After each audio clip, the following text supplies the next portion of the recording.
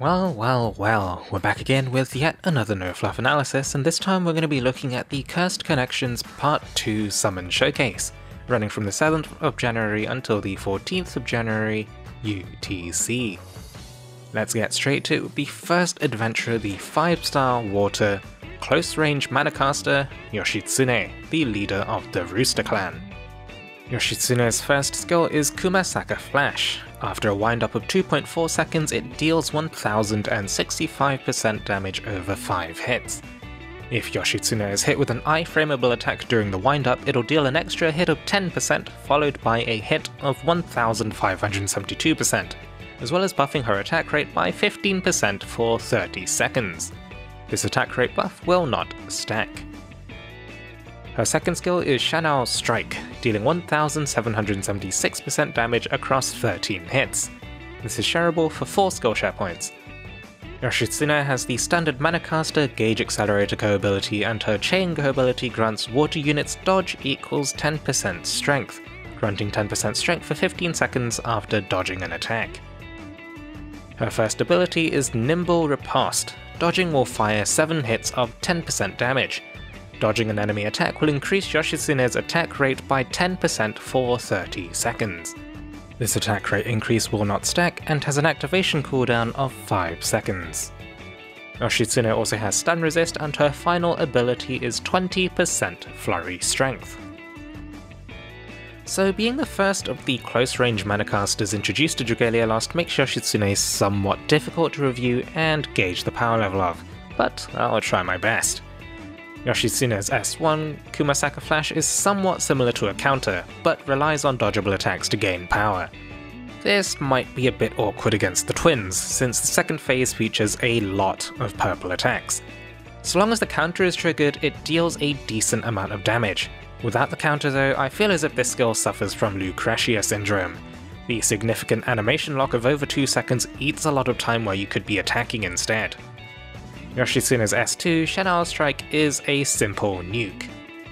Well, calling it a nuke might be a bit of a stretch.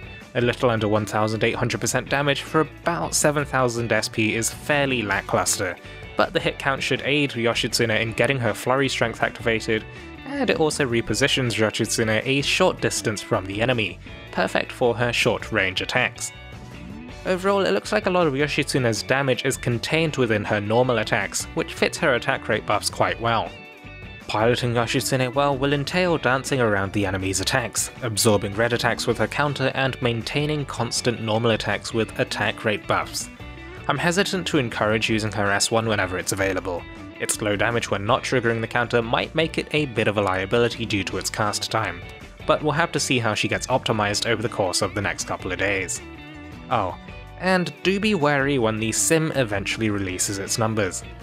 Pay attention to the notes and see how many times they assume the S1 counter is triggered, and consider whether or not that's actually realistic within the context of the twins fight. While not part of the showcase, we also had a new adventurer added with the raid event, the Welfare 5-star Flame Staff, Kuzunoha, the Outfoxed Fox. Kuzunoha's first skill is Vivifying Star, healing all teammates for 87% recovery potency and granting them Shikigami enchantment for 30 seconds, a 30% overdamage effect. Kuzunoha's second skill is Fox's Curse, restoring 252% recovery potency to the team member most in need.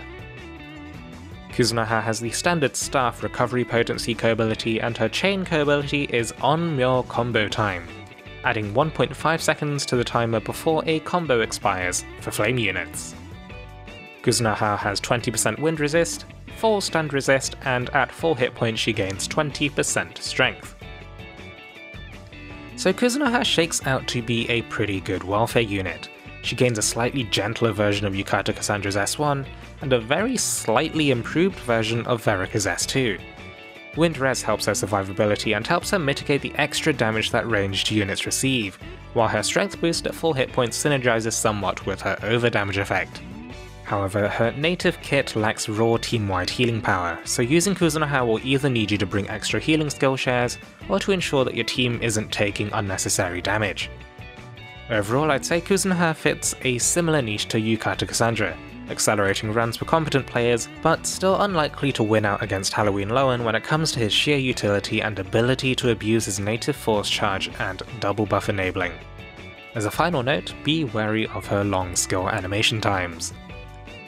In summary, Yoshitsune is unlikely to be the new Karina, as she doesn't really have any outright broken mechanics. But her new style of play as well as limited status will be enough for me to attempt to pull for her.